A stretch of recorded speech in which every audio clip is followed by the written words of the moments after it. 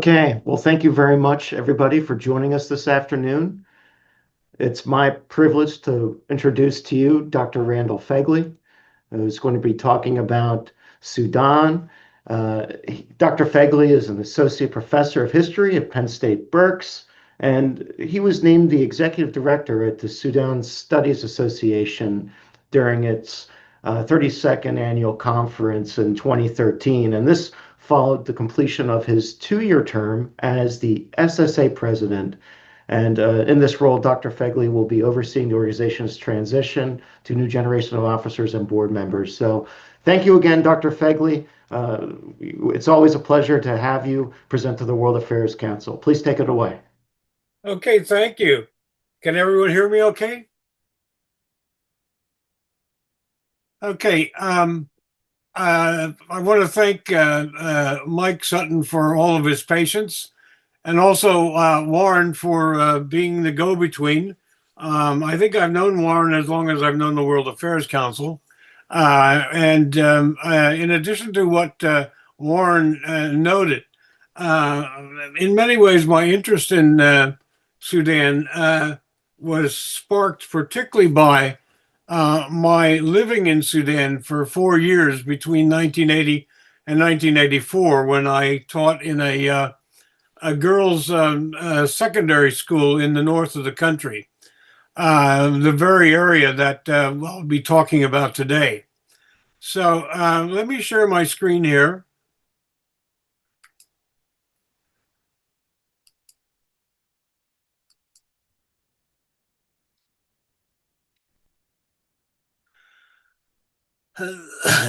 Can everyone see that at full screen?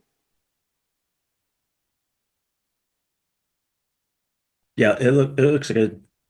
Okay, thank you. Sudan, as I noted, is near and dear to my heart. And it was Africa's largest country in area. I always use this example that I have shown on the screen here.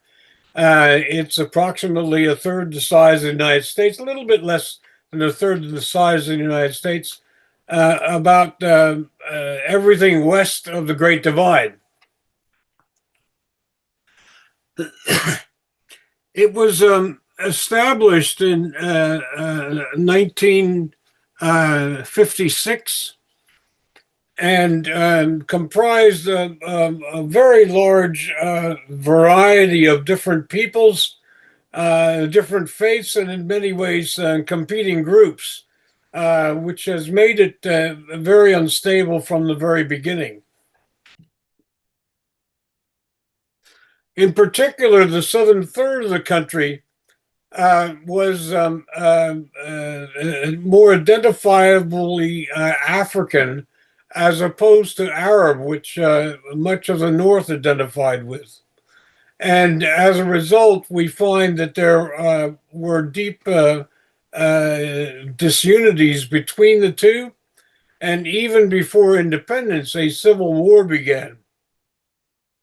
Eventually, by the time we get to the 21st century, South Sudan is able to break away as its own independent nation. With it, I might also add, went most of Sudan's oil. However, South Sudan is a subject for another discussion and another time. I want to deal with the areas of Sudan that are in the north. South Sudan has seen civil war between competing groups, shown here in different colors on the map. And the remainder of Sudan is now Africa's second largest country after Algeria, and it is still 15th in the world in terms of size. Virtually all of Sudanese history has been military rule. And I have a website, a YouTube channel, in which I get into further details about this, going all the way back to ancient times. But this is particularly focused on looking what has happened since independence, and particularly right up to the present day. The Sudan was invaded by the Turco-Egyptian ruler Muhammad Ali Pasha, who took over a huge empire in Northeast Africa. As a result, the Funj dynasty, which had dominated the Middle Nile, was destroyed. And later on, during the First World War, the Fur Sultanate, which we know as Darfur, literally meaning the land of the fur people, was dismantled in 1917. A bit earlier, at the end of the 1800s, Muhammad Ahmed al-Mahdi led a military insurgency, and he was from the very northern province of Sudan where I had lived. He only ruled about 6 months before his successor Abdullah took power, and Abdullah continued to rely on military rule.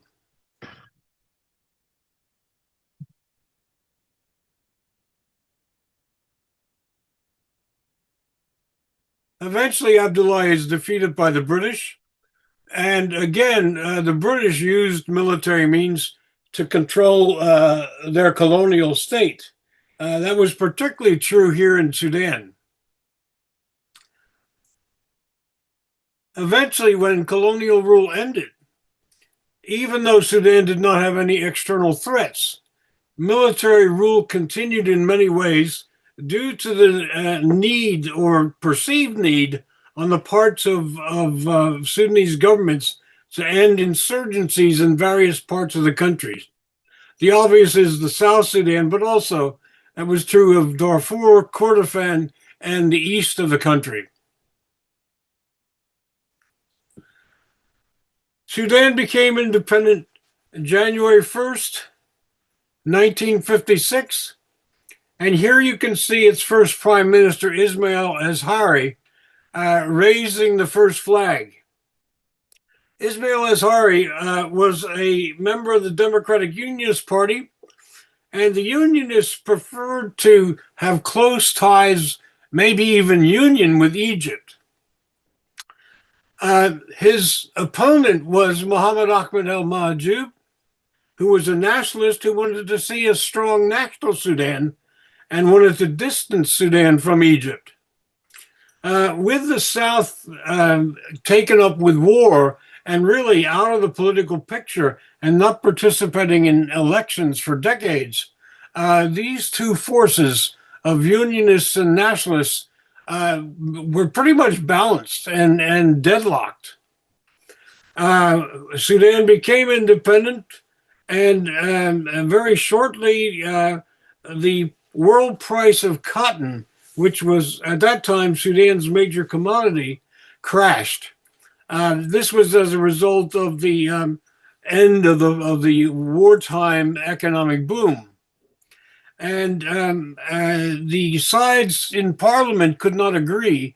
And ultimately, this resulted in the military overthrowing the civilian government in 1958, not even 2 years after independence, under General Ibrahim Aboud.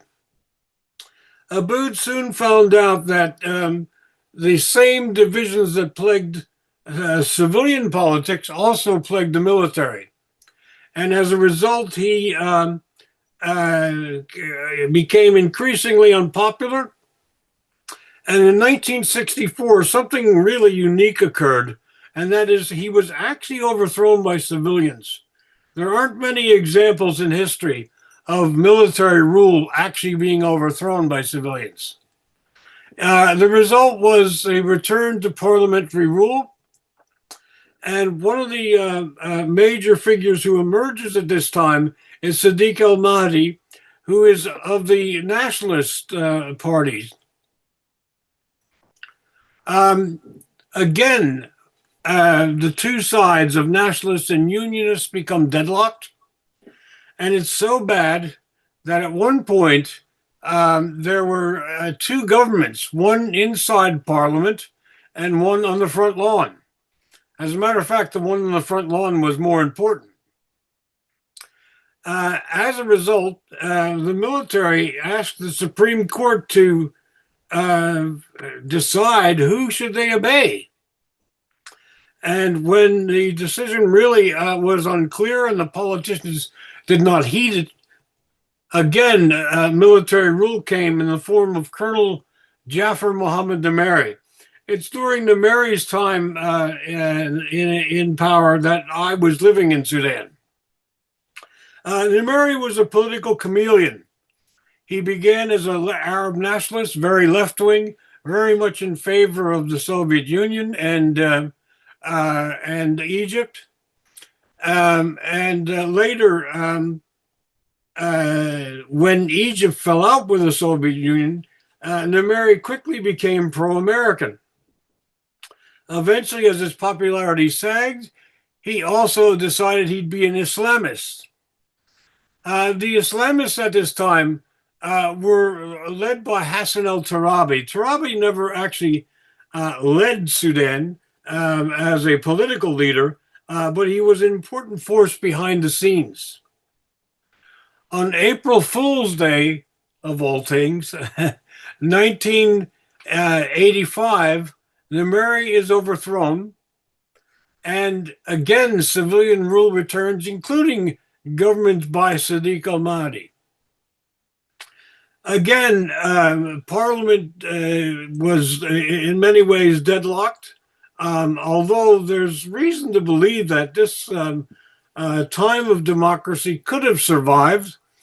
However, again, military rule was imposed by General Omar Hassan Ahmed al-Bashir, who was president of Sudan and military dictator between October 1993 and April 2019. He would be the longest tenured dictator in Sudan's history. There's a couple other details I want you to note here. First of all, his birthday is January 1st, and I want you to keep that in mind for later. And secondly, he came from near Shendi, the large town of Shendi in the River Nile state, just north of Khartoum. That will also be important later. He will prove to be a brutal dictator in terms of trying to suppress rule in the south and also domestic opponents.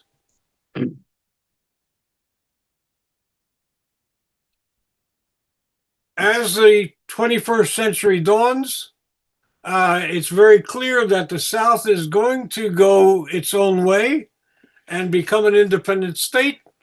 And increasingly, this emboldens other parts of Sudan to rebel against the central government. One area that has long been neglected was Darfur, the westernmost region of Sudan.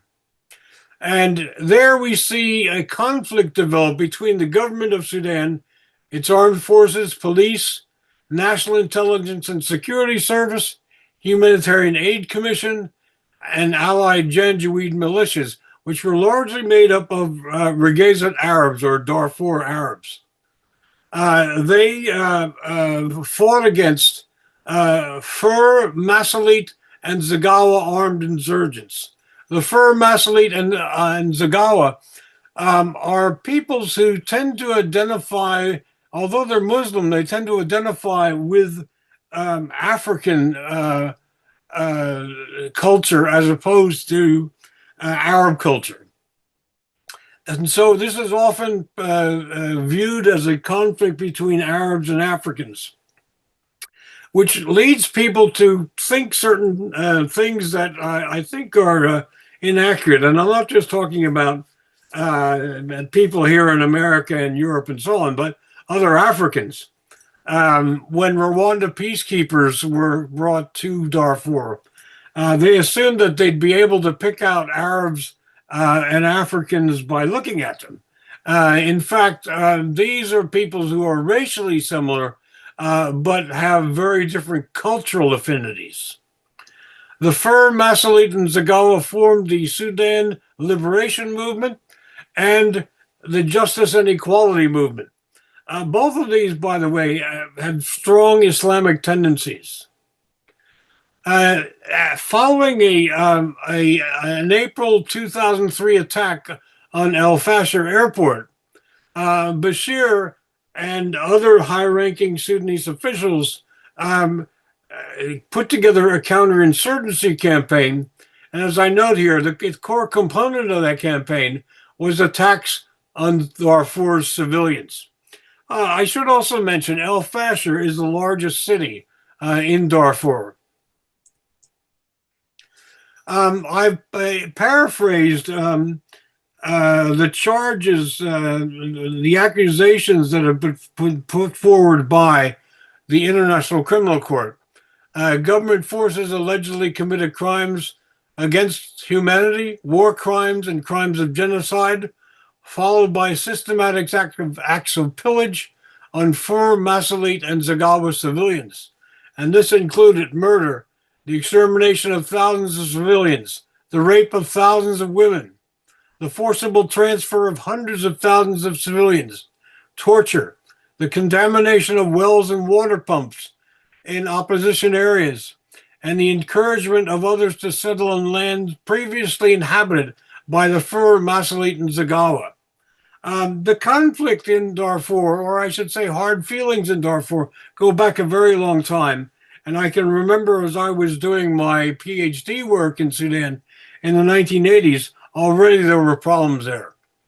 I might also note in the 1990s, one of the outsiders who was encouraged to invest and take over land in Darfur was none other than Osama bin Laden.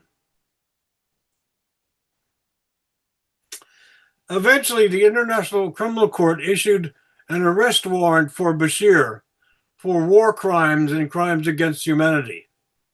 And internally in the International Criminal Court, there was a great deal of argument over whether this was enough.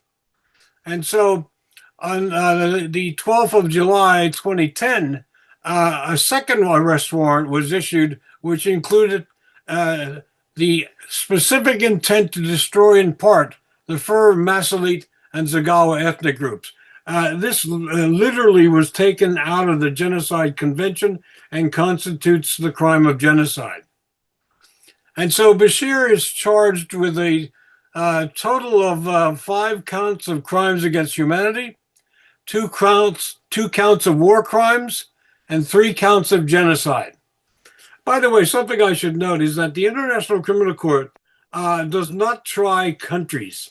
It tries individuals. And countries that are in dispute go to the International Court of Justice, both of which are headquartered in The Hague. While Bashir is losing popularity, a number of people came up through the ranks that would prove to be significant leaders. One of them is Abdel Fattah el-Burhan. Burhan was also born in River Nile State near Shendi, and he went to the same high school and also Sudan Military College approximately 15 years after Bashir also graduated through those institutions. Burhan participated in the war in the South and later tried to suppress rebellions in Darfur, where he was commander of the Border Guard Forces. He was then Deputy Chief of Staff of Ground Force Operations and then commander of Sudan's army. In February 2018, he became Chief of Staff and Inspector General of Sudan's Armed Forces and was promoted to Lieutenant General and shortly thereafter to General.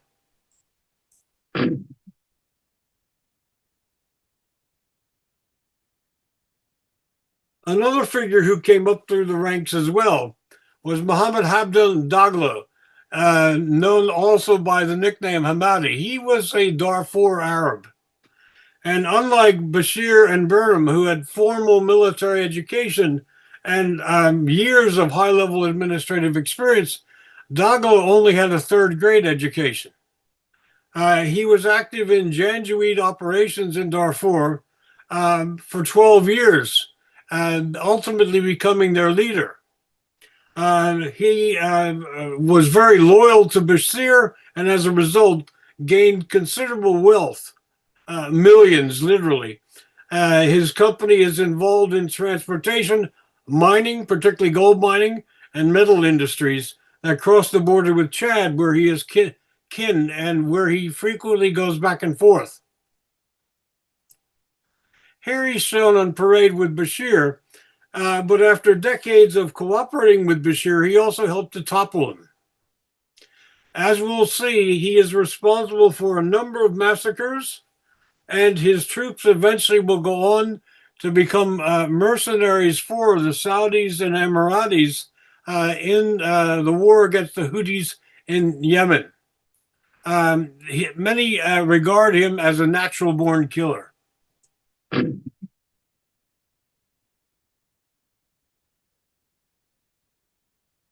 There were many protests against Bashir, but by 2019, they really intensified. And this led to the government of Bashir, who by now was getting old, toppled by civilians and military. The civilians, protesters, protested about the fact that the military still had a role in government. This made the military nervous, and as a result, the military began to turn on civilians. On the 3rd of June, 2019, Burnham shut down the internet to block protests. That same day, there were massacres all over Khartoum, including more than 100 deaths and hundreds of arrests, tortures, and rapes. This was largely the force of now the Rapid Support Force, which was a militia made up of former Janjaweed under Dagalo. This would be the same force that would go to Yemen and fight. By August, Burnham was appointed chair of the National Sovereignty Council.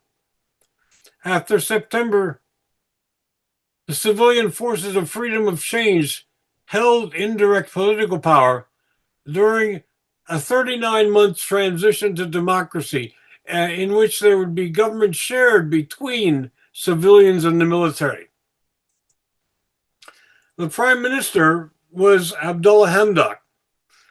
He actually came from South Kordofan, which is an area of Sudan that no major Sudanese leader in the past had come from. And so this seemed to be a hopeful sign. I want you to note also, he was also born on January 1st. As a matter of fact, almost 10% of Sudan's population has birth dates of January 1st. This is because many Sudanese know the year they were born, but aren't sure of exactly the day they were born. And so in official records, they tend to claim the 1st of January. Hence, it appears as though that is the birthday of many, many Sudanese. The question was Burnham. And would Burnham have greater ambitions? And in the end, this proved to be the case. And Burnham formed a transitional military council, which took all power before democracy could be achieved. He was supposed to step down in February 2021, but extended his rule an additional 20 months. And I might also add, he is still in that position. He immediately went to Egypt, where he met El Sisi, Egypt's military dictator, and he would be a frequent visitor to Cairo. Daglo would also visit El-Sisi. At the 2019 Sochi Arms Conference, he met with Russian President Vladimir Putin, who negotiated with arms, and the Russians were particularly amenable to him because they want to get a base on the Red Sea. He also met with the head of state of the United Arab Emirates during the COVID pandemic.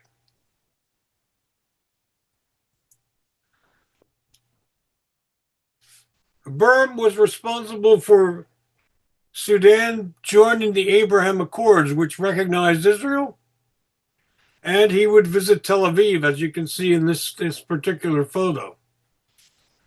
He would go on to visit Washington, where he lobbied then U.S. Secretary of State Pompeo to get Sudan off the list of state sponsors of terrorism.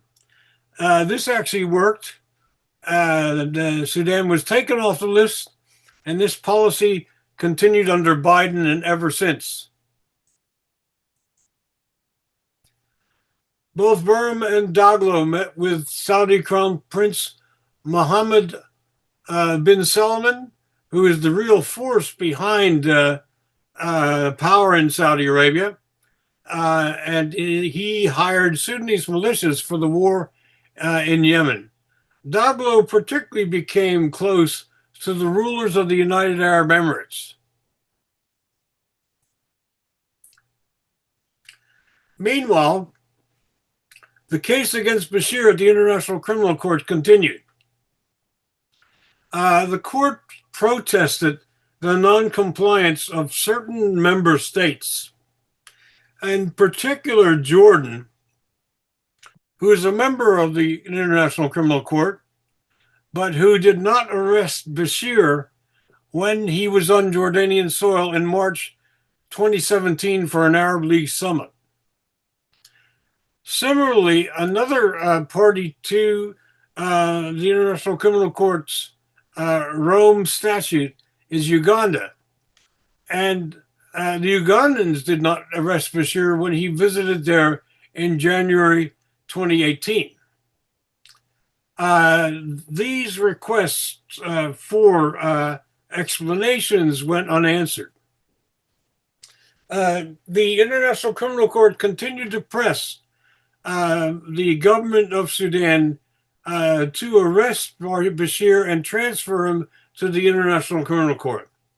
And in November 2019, Abdullah Hamdok and Sovereignty Council member Sadiq Tower stated that Bashir would be transferred to the court after the completion of his corruption and money laundering trial. In November 2019, he would be convicted and sentenced to 2 years in prison. On February 2020, the Transitional Military Council agreed to hand him over to the ICC.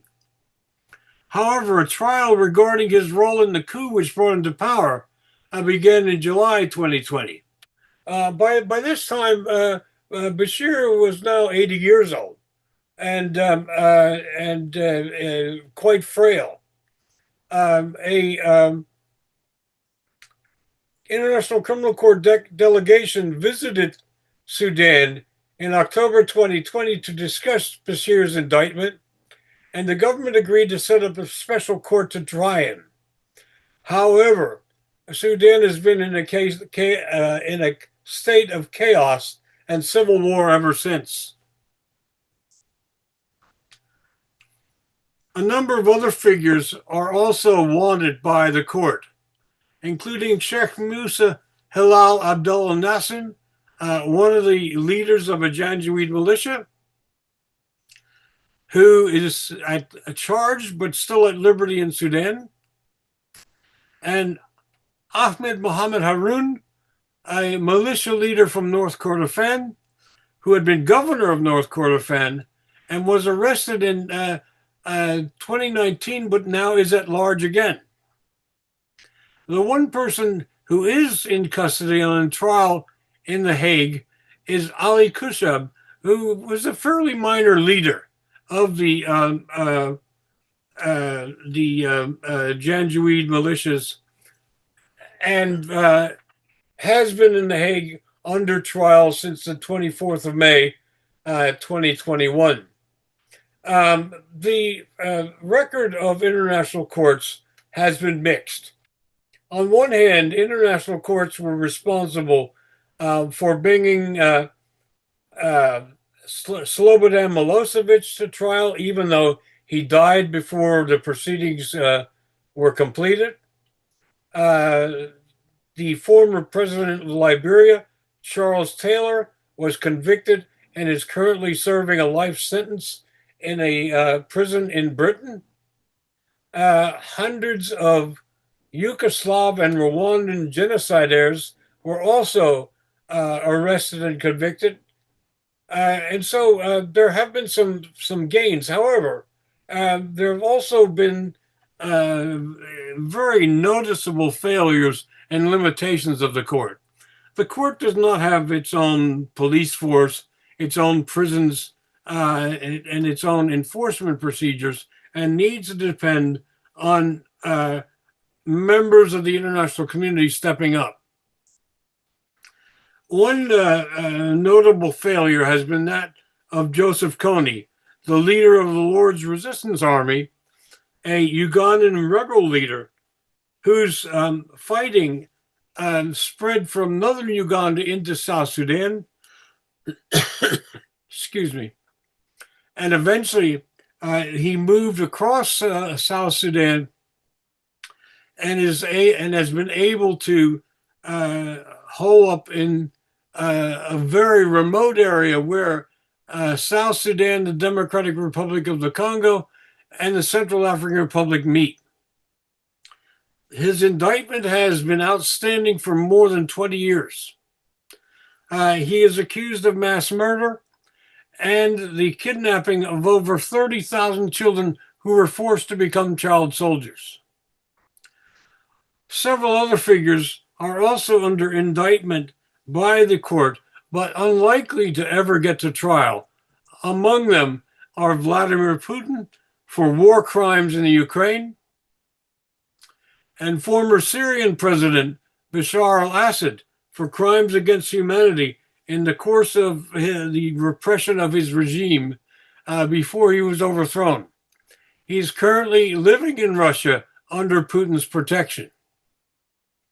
However, the international community was heartened earlier this year when the government of the Philippines extradited Rodrigo Duterte, their former president, who has been accused of crimes against humanity in a very brutal campaign that supposedly was to stop drug trafficking, but in actual fact was responsible for the deaths of thousands of innocent civilians. This is one hopeful sign. Burham and Daglo cooperated for a long time. Daglo would later also become promoted to general. However, the two fell out, and Burham's relation with Daglo deteriorated, and eventually civil war developed between government and rapid support forces. I might also note at this point that I've noticed in many media reports, they talk about Sudan's civil war being 2 years old. It is at least a year older than that. I might even put it at being 4 years old. Now, the meat of what I've been asked to talk about is updating. And I'd like to bring the situation right up to the current date, or I should say, the latest news I have is 2 days ago. This map of Sudan shows the areas held by government forces in pink, the areas held by the rapid support forces in that greenish blue, other areas under the influence of various militias here in Darfur in the green and brown, And then finally, in the southern areas of Sudan, there are areas under the control of the SPLA from the south. By the 1st of January of this year, this was the way, or I should say, this was the situation as it stood at that point. But on January 2nd, the Sudanese army was able to recapture Wad Medni, which is the major city in the center of Sudan's chief agricultural district. By the 16th of January, it was reported that Burham could return to the military headquarters in Khartoum, which was still under very heavy fighting. You'll notice as you move west into the areas held by the Rapid Support Forces, there are a number of areas. There are a number of areas shown here that are islands of government control surrounded by opponents. One of the most important is El Fasher, and beginning on the 4th of February, increasing pressure has been put on El Fasher. On the 12th of February, the Rapid Support Forces raided the Zamzam camp for internally displaced persons. This is a very large camp, primarily composed of government supporters south of El Fasher. A day after this, on the 13th of February, the foreign ministers of Sudan and Russia agreed that Russia would be given a naval base near Port Sudan. Meanwhile, fighting raged in the capital. Government forces were able to seize almost all bridges. They eventually go on to seize the presidential palace, the National Museum, which had been looted.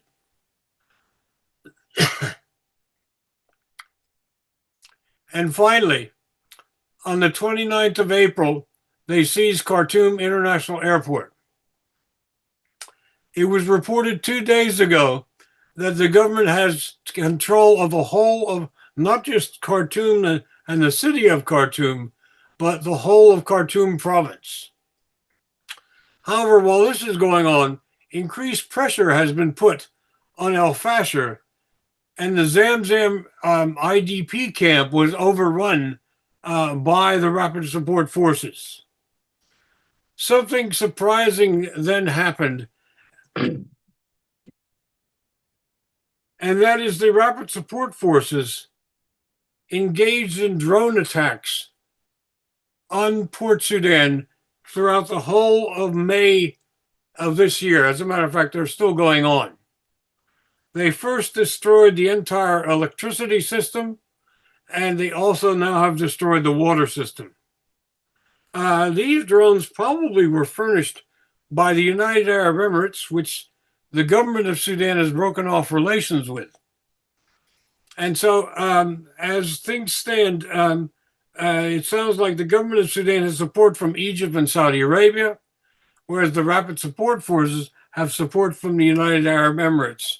And the civil war continues, although it is moving in the direction of government control.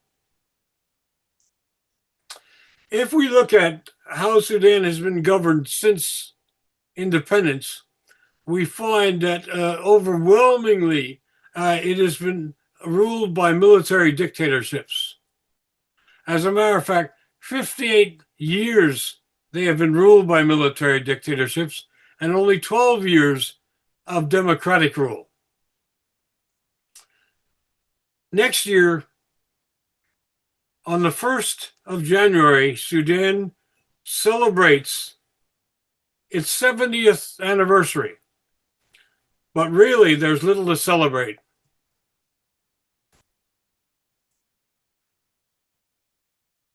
The country has known little but military dictatorships, multiple civil wars. Famine always racked South Sudan, but now famine is evident in the north, even in areas that did not know famine during the time of the pharaohs. Economic collapse has only been averted first by massive amounts of foreign aid,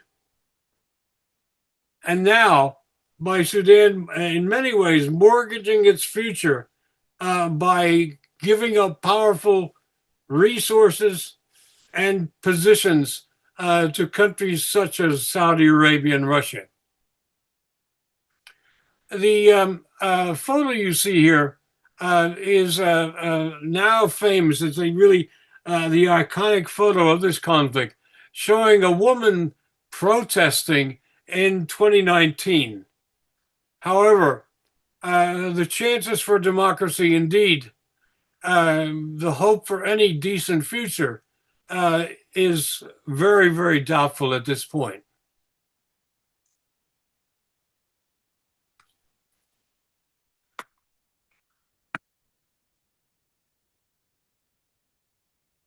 Thank you for joining me. Very detailed and interesting presentation. Thank you for joining us, Dr. Fegley. I know we got off to a little bit of a late start, but we do have a little bit of time for questions. And then Lynn Brown will come join us at the end for some announcements. But if you have any questions, please get them into the chat and we will work them in. As you were talking through this, obviously a lot of internal strife, back and forth, competing forces, government versus the dictatorship. So I guess my question is, are there any outside forces having any impact on the conflict that's going on, either effectively or ineffectively? Yes, but very negatively. There's been pressure by a number of Western powers, particularly Britain, Canada, Norway, and to some degree the United States. However, I do want to note that near the end of my presentation, I mentioned that Sudan had been dependent on foreign aid. They alienated that long ago. And because Sudan is no longer collecting much foreign aid, it doesn't give leverage to the aid donor countries, the big donor countries like the United States and Britain.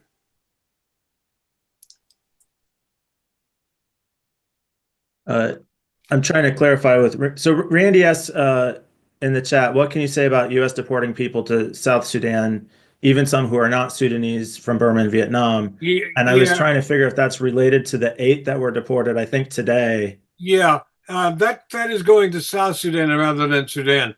I really, really doubt that anyone will be deported to Sudan that's not Sudanese. And I noticed in today's news that, in fact, the person from Burma will be deported to Burma, not to Sudan, South Sudan.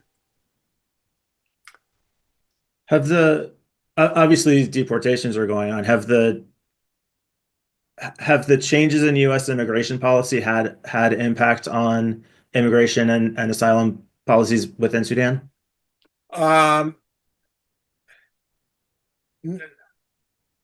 No, but it has had impact in that there are a lot of Sudanese in America, either on student visas or on having refugee status, and they are very nervous at this time. I don't know of any major case, and I do have a lot of Sudanese colleagues here in America who feed me information. I don't know of any case of someone losing their visa status and being deported to Sudan. But certainly there's that fear. There's that fear. There certainly is that fear of anyone who has any criminal record whatsoever. Yeah, a lot of uncertainty as policies are changing very quickly. Again, I don't know anyone. I personally don't know any who have a criminal record, and I probably know a good 50 or so. Yeah, I mean, I would imagine most people don't have a criminal record, but that is definitely Yeah, highly. I would have thought so. Yeah, yeah.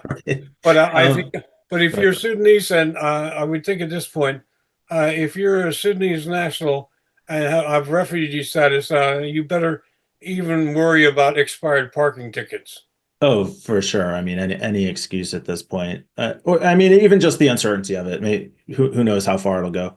Um, just a quick question about is any aid work happening on the ground, or is it just too dangerous to even get in there? Aid work is happening along the edges.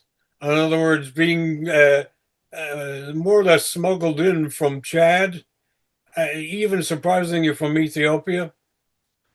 I don't know how much is coming from Egypt, but if it's coming from Egypt, it's supporting the government side, which I don't want to pick sides personally, but the government side is the nicer of the two bad sides. So we're just getting that assistance. Yeah. All right. Any final thoughts as we wrap up here today?